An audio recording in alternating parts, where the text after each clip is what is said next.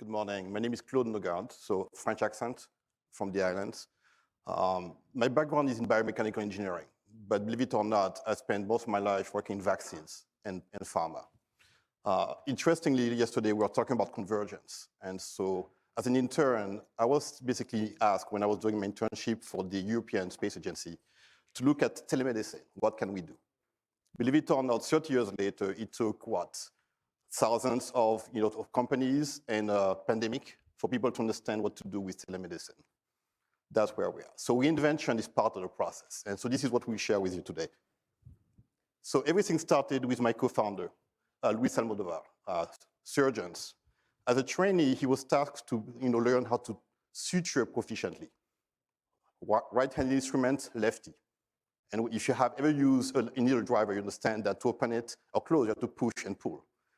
Very difficult for him. So that became something very innate to understand how can I cut the number of steps? Because I can't do that in and out every day. One day, following his shift, he went to a sushi restaurant, started eating rice, and starving, tried to grab every grain of rice he could find in that bowl. And finally, he understood that by rolling this grain of rice between two round chopsticks, he had a concept. And the concept was this, the drive and roll. So very interesting component because we want different steps of invention, but then a situation forced that. So our company is funded and founded by surgeons. And so we are not intending to create the first flight to the moon. What I'm proposing to you right now is to show to you how we can create the first shuttle for commercial flight to the moon. And so we will start with try to democratize the suturing system, but eventually our goal is to make surgery available in and out of the hospital to make it available and accessible.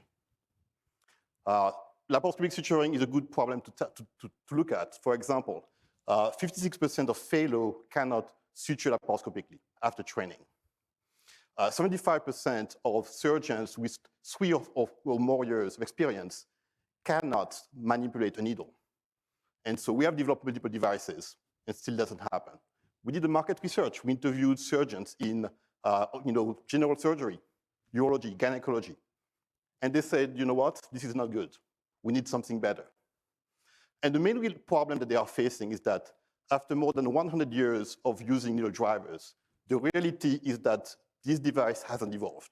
The tips are still flat. And so if you look at the device like the Da Vinci and the Wist, fantastic device. You still have to twerk, and that's what the device is showing you here. You still have to twerk the Wist to drive the needle through the tissues. And that requires multiple grasping and release of the needle. Our device is an hybrid. We can use it as a normal driver. You can grasp it, stab through the tissue, and here it is. Doesn't require learning for surgeons. But then they realize that they can use these rollers, and they can use it to accelerate the transfer from the grasper to the driver. And that basically starts shortening the suturing time, because less attempt. For anybody who has done laparoscopic suturing, you are talking about milliseconds of saving at a time. And then you realize that you can also drive that needle slowly and have more control of that needle. In average, we save almost 20% on suturing time just doing this. So this is the device that we developed. And so we work with different surgeons because that's what we do. We went and say, okay, we have a system. How can we make that device familiar to surgeons? The first thing that they said, you know what? Take away the articulation. That's very interesting, but that cut the field of vision. Surgeons can't see. And so if they are not good surgeons, they won't be able to use it. So we decided to work on the needle side and how to optimize the needle and needle driver connection to have semi-articulation. They also decided to create a system that is very familiar. For those who are surgeons here, it's a Castro-Biekro mechanism. 2 levers, 1 lever to open and close the jaws, 1 to pull the trigger, and a directional switch. That is it. But then the next step, we went to the customers, and we started working with GPOs.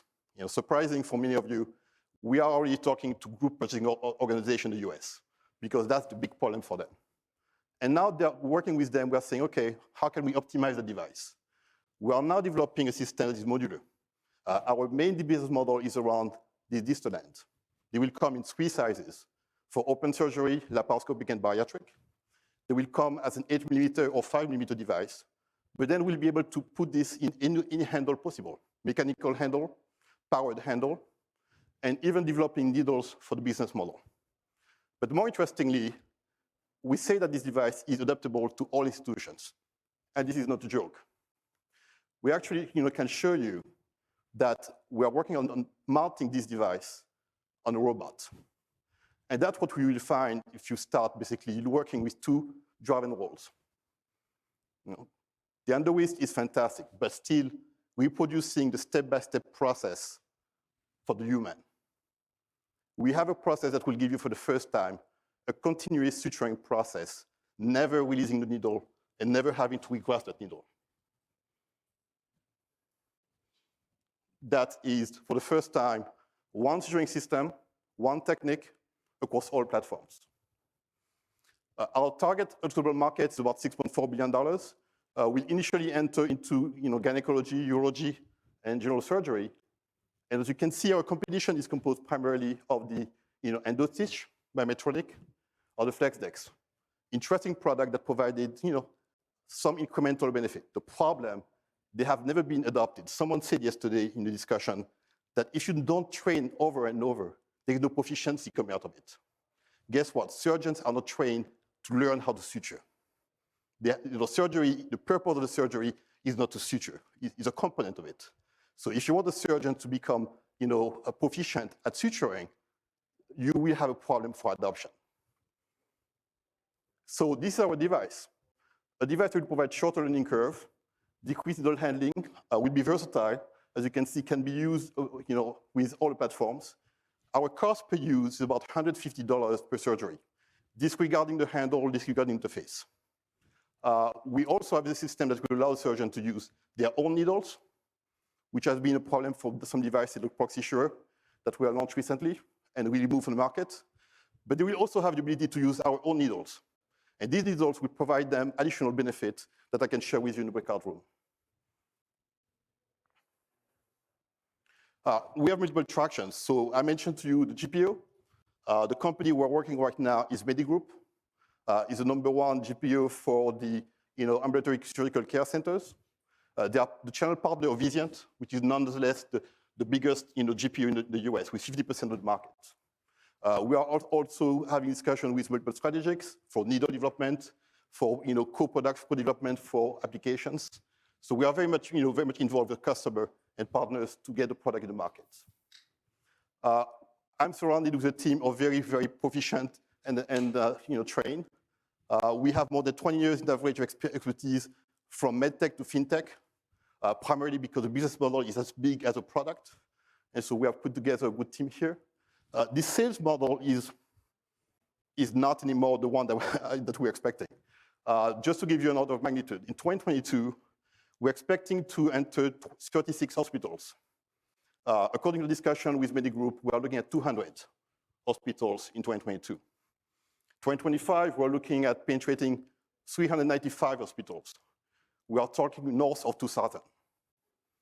That's the value of engaging the business model and creating a solution A to Z for the customer. We are currently raising $8 million. As I said to you previously, this company was funded and founded by surgeons. We basically have a very attractive business model that will provide you a very, very good return. The $12 million Series B is being revised right now because based on this new partner, we might need to get there. And more importantly, the objective of this money that we are raising is for that. The first commercial flight to the moon. One device, one technique, across all platforms for all surgeons. Thank you.